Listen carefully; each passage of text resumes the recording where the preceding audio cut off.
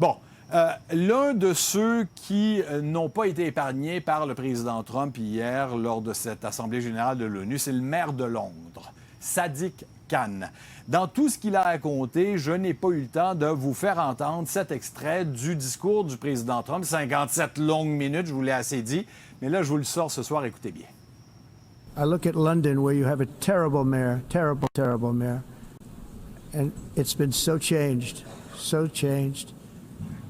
Now they want to go to Sharia law, but you're in a different country. You can't do that.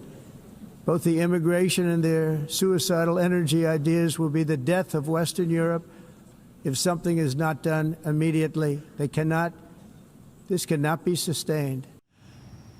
Vous imaginez bien que de tels propos devant la planète entière, ça a fait énormément de vagues. D'abord, c'est important de préciser que contrairement à ce que prétend le président Trump, le maire Khan n'a pas du tout l'intention d'imposer des tribunaux basés sur la charia à Londres.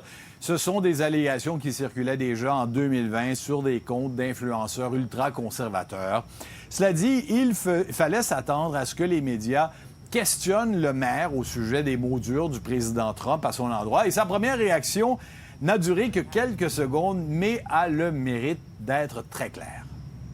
I think President Trump has shown he is racist, he is sexist, he is misogynistic, and he is Islamophobic.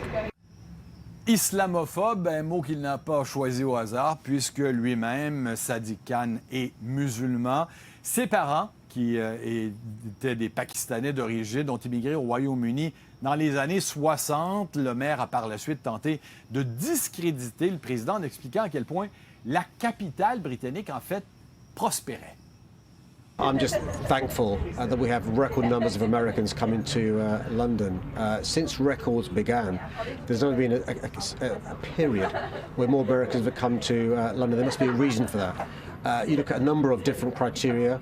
We're often the #1 city in the globe when it comes to culture, when it comes to foreign direct investment, when it comes to sports, when it comes to the ability for people to fulfill their potential. I'm really proud that we are the greatest city in the world. Long may that continue.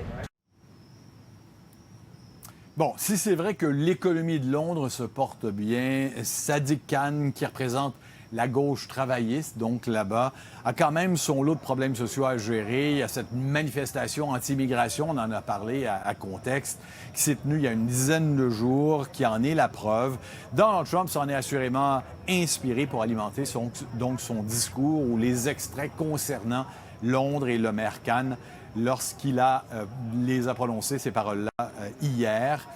L'hostilité du président américain envers le maire de Londres ne date pas d'hier, toutefois, il faut que vous le sachiez. Déjà en 2019, il avait déclaré que Sadiq Khan faisait, et je le cite, un très mauvais travail contre le terrorisme, ce à quoi Khan avait répliqué que Donald Trump n'était qu'un vulgaire représentant de la droite dure populiste. Alors, vous voyez qu'on n'a pas trop d'atomes crochus entre les deux hommes. Bref, pas étonnant que ces deux-là ne se soient pas rencontrés la semaine dernière lors de la visite du président américain en Angleterre. Donald Trump, d'ailleurs, qui lui-même a demandé à ce que le maire ne participe pas aux événements publics lors de sa visite.